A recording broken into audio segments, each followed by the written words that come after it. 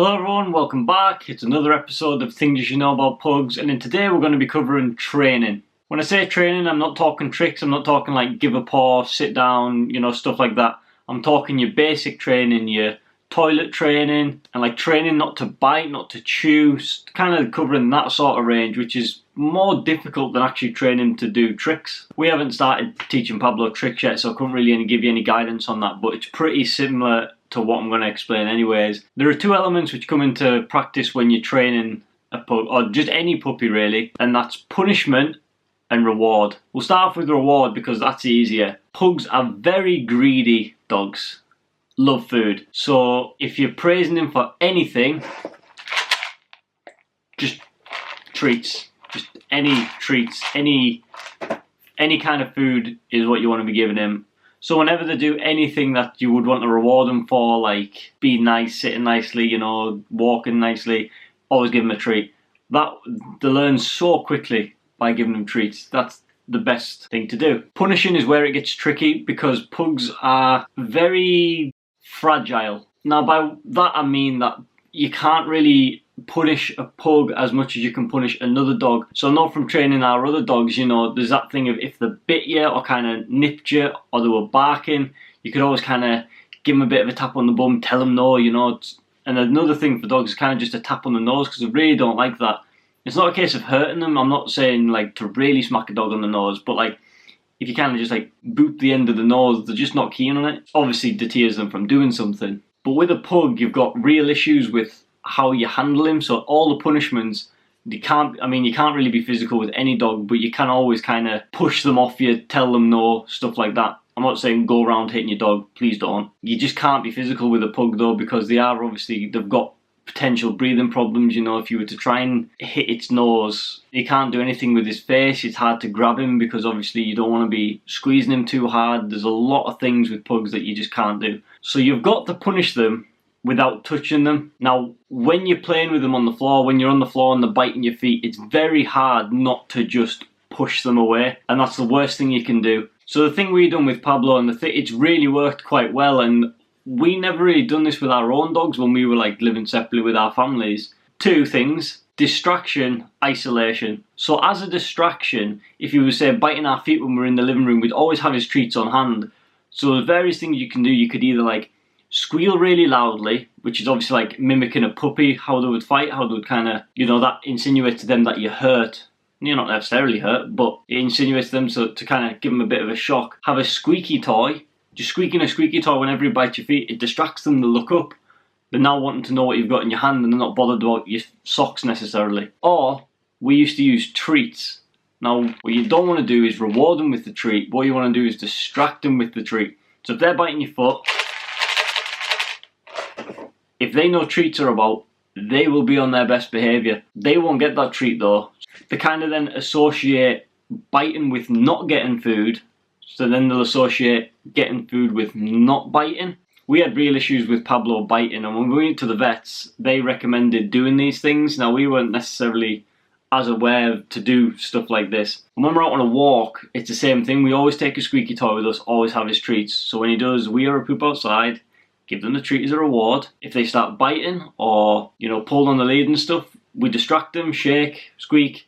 So they'd come to us, have a look, and then not get anything. And that was kind of how we done it. The second thing we done was isolating him. Now this was probably one of the better methods that we used when he was being naughty and biting. So if we were say in the living room and he was starting to bite us and get a bit rowdy and getting overexcited. If you get excited, it's not too mad, but when he gets overexcited and he goes kind of past his peak, he was hard to deal with. He would bite you, try and distract him, but he just wasn't having any of it. He would still bite you.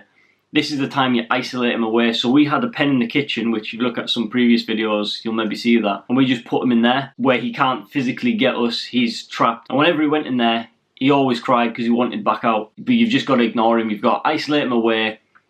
Shout at him, tell him it's bad. You've got to be very stern when you talk to him. So we always put him in there, and then he would run around for a bit, and then he'd start crying for our attention. But we wouldn't go get him straight back out. We'd wait till he calmed right down, until he was kind of chill again, and then let him out. And he'd be fine for a bit. And if he exploded again into a hyper rage, and we kind of pick him up and put him in there, he starts crying instantly because he knows he's going to be locked in and he can't get to us. But what we've noticed from that is, now if he's being naughty or bad, we pick him up and tell him he's going in his pen, he'll start to cry and we don't shut the door, but when we put him in, he comes straight back out, obviously because we've not locked him in, but he'll be really calm because he doesn't want to be in there and he knows why he shouldn't be in there. He just gets overexcited, and that's fair enough with puppies, you know, they're not going to be just chill all the time, they will still get hyper and want to play, and that's just them, but that's the way of dealing with it. That's a big part of the initial training, but the main bit of training is toilet training. Toilet training though was something that we didn't really struggle with. Now we had a bit of a different circumstance, but we didn't really know how to toilet train him and it just conveniently happened. So we staggered our holidays at work, so for a good month and a half, 2 months, we were with him non-stop, solid.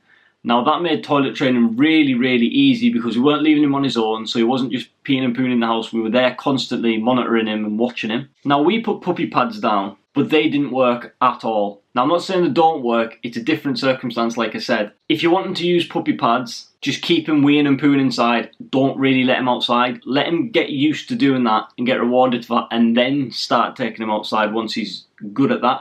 Don't kind of try and do 50-50, which is what we were doing. The thing that happened to us was though, he hated puppy pads.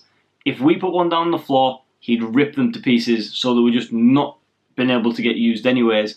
But what the vet did tell us is, if you go for a 50-50 between the two, it confuses them, so they're getting rewarded for weeing inside, and then doing it outside, but then getting punished for doing it inside, but they then can't distinguish between mats inside and outside, so they think the mats and inside are the same thing. So they don't understand and it confuses them and they're not sure what to do. And then when the mats go, they kind of then... So if you're going to use puppy pads, by all means use puppy pads. We did buy like 200 of them and had to take them back because he just ripped most of them. Well, the ones we put down, he ripped them to shreds, but we never really got a chance to use any more. But still to this day, Pablo is still occasionally doing wheeze and poos in the house. Not our house, but other people's house, because he's distinguished in our house where the boundaries are. When he goes to other people's houses, he doesn't know what's inside and outside. For him, if it's outside our house, it's outside. So we're still rewarding him with treats for doing wheeze and poos, still in our garden, still in other people's gardens. When he's outside and walks, we're still doing it, and you should maintain that for a long time. Once he starts weeing and pooing outside and maybe scratching at the door back and then he wants out, don't take that as he's trained. He knows, but he's not necessarily trained, because obviously when they're a puppy they can't really hold the bladders, and I know Pablo has struggled with getting our attention. He kind of goes and stands by the back door, but he doesn't bark, he doesn't scratch, he doesn't do anything, he just stands there and hopes you come. So we've got to be really careful to keep an eye on him. So obviously when we were training him, we were there full time, so we would just go to the door with him, and he expects that, so he hasn't got used to trying to get our attention. So you've got to really keep an eye out of them and to try and constantly monitor them. And if they ever start sniffing about or kind of go to the back door, just let them out anyways. Even if they don't, just get them used to, if I'm sniffing about and stuff, they're going to throw us outside.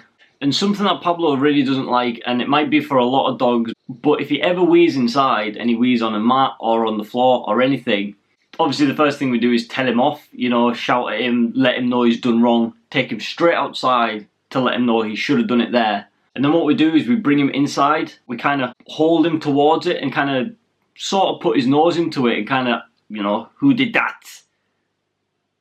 And he really doesn't like it, and he understands then if he's smelling it and we're shouting at him and kind of got him in that position, he really doesn't like it and he knows he's done wrong, because if he ever does wee or poo in the house now, we can really tell when he's done it, because he'll cower away knowing that he's scared that we're going to be, you know, rubbing his nose in it as such. But yeah, I think that's it really for basic training. I think the thing just to really consider is isolation, reward, and distraction. Always distract them if they're doing something, and if that doesn't work, isolate them. Just isolate them away, just don't let them come near you, just take them away, because the thing they crave most is attention. You take that away from them, they don't like it. And obviously rewards, the only thing to reward a pug with is food. Straight up food. They love food. So, but that's going to be it for this video, so please stay tuned for more of these. I will be putting a couple more of different things, so like I said, they'll be in the playlist, so go back, check the other ones out if you need any information or anything. Leave a comment, I will reply to them. You know, any questions you've got unrelated to this or just pugs in general, let me know and I'll try and answer them as best as possible. I'm not an expert, but I have got a pug and I can give you my experience to try and help you out. So, peace out.